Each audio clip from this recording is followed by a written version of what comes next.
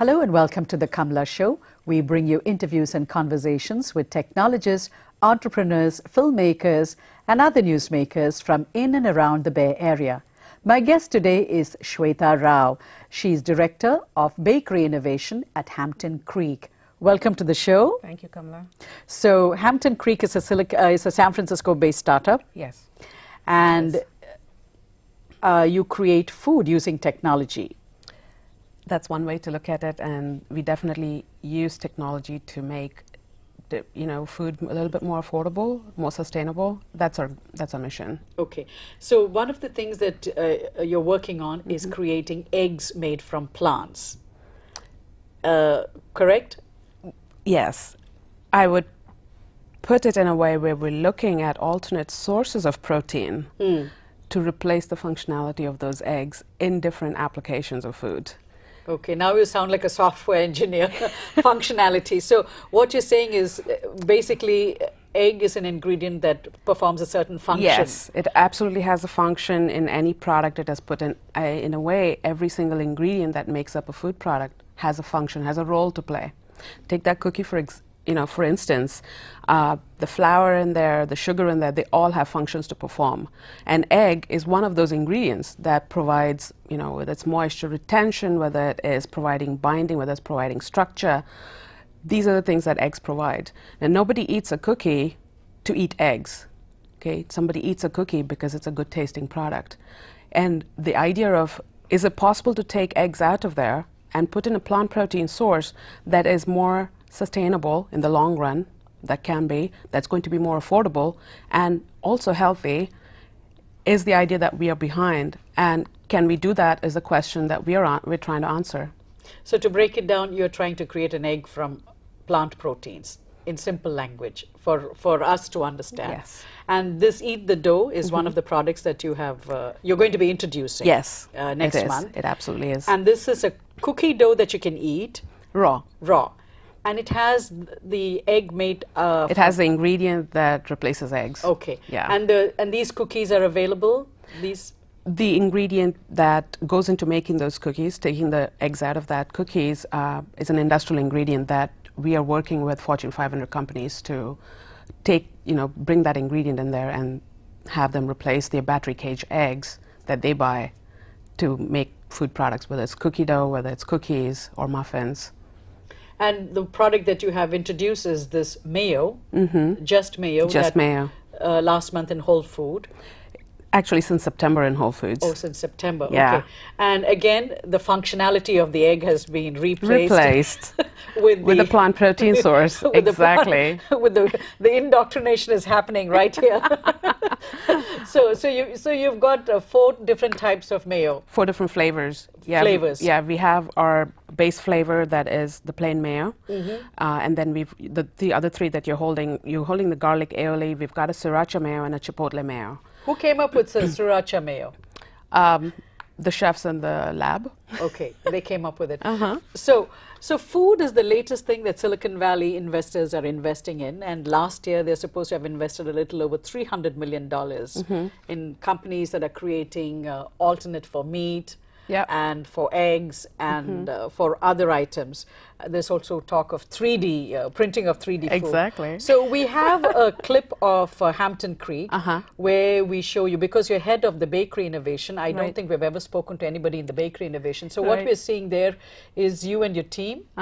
And what are you doing there? That's the lab? That's how your lab looks? What you're seeing is the lab where we have biochemists, we have food scientists, chefs, technicians, and all the office staff working together on pretty much the aspect of looking at plants from a molecular level, looking at how do you extract those proteins and how do they function, what functionality do they have, and they work with our application groups, whether it's the emulsion group that makes the mayo or the bakery group that would be making the dough or the cookies or cakes, and see how does it perform in those different food products. What you're seeing is a lot of testing happens there from a standpoint of, does it do the same thing that a product with egg does? Is it going to taste the same? Is it going to perform the same? And are you going to be compromising on taste or not? And our deal with ever making an end food product is you do not have to compromise on taste. So, and that's the egg. That is our prototype. That is a pure protein source there that will be a scrambled egg. And that's not yet in the market? That's not yet in the market. Okay. It's in the works right now. Can you tell us what are some of the ingredients that you looked at to make this egg? Right. Or the functionality of the egg? No, and it's been purely looking at plant protein sources, and that's something that you've probably used at home. Everything from lentils to beans to grain sources, all of these contain proteins, and they have proteins at high level, 25 to 30%. What we do is we brought plants from all over the world, looked at over maybe 3,000 different plant sources, extracted those proteins and looked for functionality. We've been able to identify about 11 different sources of protein that have potential to show functionality. They show functionality in different applications, where the Mayo that you see up there has pea protein. Right? Pea protein. Like the... Split pea, yellow pea. Oh, yellow pea, okay. And that's the protein that's there? That's the protein source that's in there. Okay. We've got sorghum protein in the bakery product. Okay. Right, sorghum that we would eat at home, very basic grain source, but the protein in there is functional enough that it can do the work of eggs. So what is your role as the Director of Bakery Innovation at Hampton Creek? I wear multiple hats. Everything from leading the team in the aspect of research, how do you look at these plant sources, what kind of functionalities are you doing, looking at, can you test them in model systems or not? So leading that part of the research. And then as we find those candidates that look good, looking at having our scientists then make end products and see how does that functionality translate over into making a great chocolate chip cookie or a great chocolate cake or a blueberry muffin. But you're not actually tasting. We do all the tasting. We do the testing and the tasting. No food science is ever complete without sensory inputs. So your group does... Yes, we do the evaluation from a sensory standpoint as well as analytical and technical standpoint. So you help identify the source of the protein, and then once that's identified and they've come back with some raw material, exactly, then you incorporate that in one of your baking products, so you have chefs working with you? We have scientists that work on that aspect, because it is a matter of taking that and putting it into that cookie. How does that cookie taste? Does it taste like a good cookie? Does it last as long? Does it bake well? Does it bake very simplistically? Can you make it easily in manufacturing? So these are all these questions that you answer from a science and engineering. So you put it through some sort of a stress test? Yes, we put it through stress tests. We'll do shelf life testing on it, which is just keeping it in an environment that it would normally be in and seeing how it, how does it perform? How long does it last?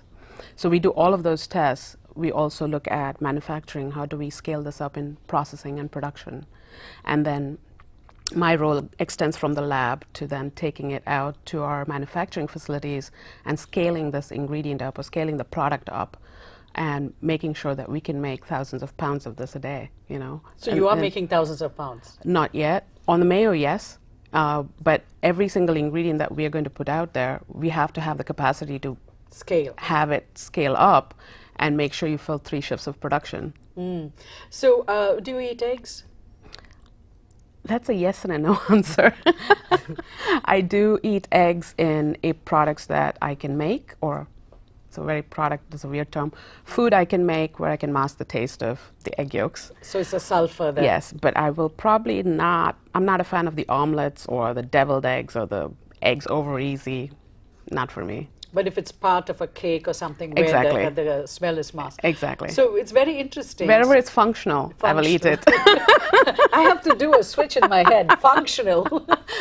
So eggs are very interesting. It's one of those few sectors where it's vertically integrated, right from who are the ones who own those poultry farms to how it gets sold. Right. And billions of eggs are produced every month. Yes. China is the #1 consumer, according to my research. Yes, it is true. The US comes second. Yeah, and it does. Somewhere not at the bottom, but India and Mexico are also huge egg consumers. They definitely are. But alternatively, I was in India about last year looking at the market for egg-free products, especially in baked goods. That's a market that's just booming. It's boomed to a standpoint where you have people, consumers, who've gone outside, they've traveled, they know the taste profiles that they like. They come back and they're demanding for those same cakes, those same muffins, those same cookies, but they want it without eggs. And whether it's for religious restrictions, health restrictions, whatever it is, you have, you know, restaurants, you have hotels, you have food companies trying to make these products without eggs. And what are they using to then replace those eggs is where I went to look at that market, and that's a huge market that we are looking very, very closely at. Oh, so India is a market you're looking closely. Definitely. We would And love China? to be, China too. We are actually going to be out in one of the stores in about the next 60 days with our Mayo product. So for the Indian market, are you testing any products? Not yet. We do have a Fortune 500 company that has presence in India, and they are very, very interested in testing this egg replacer in their mixes. You know, I can only think of Nestle. Oh, there's more than that. Okay. There's definitely more than that. Okay. But you have the Indian home consumer nowadays taking these bakery mixes, you know, the Yes. cake mix and the cookie mix and the pancake mix, and they take it home and they want to make it themselves. So if you go to the regular grocery store right now, they're lying shelves and shelves of these products there, and they want to make it egg-free. They want to make it, you know, a product that will work in cookers as well as ovens. Oh, so are you thinking of creating you know, those mixes?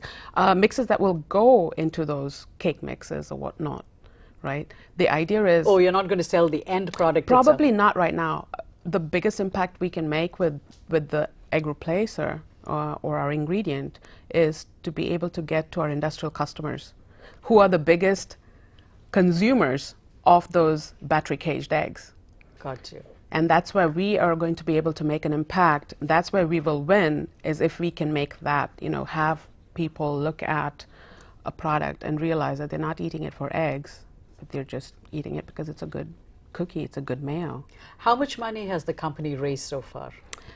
We've raised, I don't know, I don't have the exact dollar value to the T, but it's about 30 million. 30 million in 2 years. In 2 years. And some of the people that have funded you is Khosla Ventures.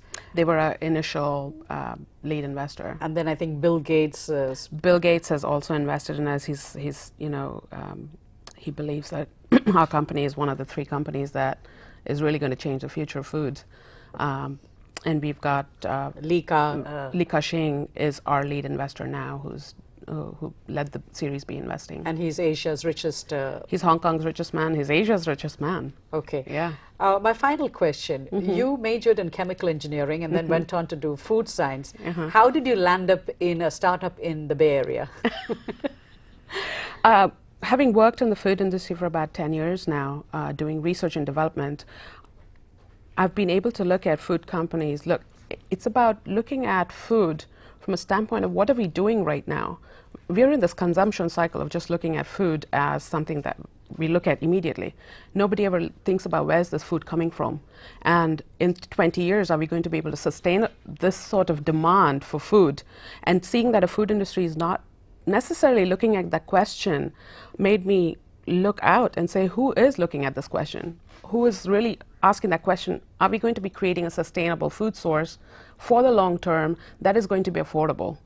And the whole protein economy that, you know, that everyone's talking about right now, the lack of protein potentially makes this an ideal medium to be able to ask those questions, to be able to address them. And for me, startup is the best way to go, a small company that is willing to ask the questions, take risks, and find answers. That's where I've ended up here for 2 years now.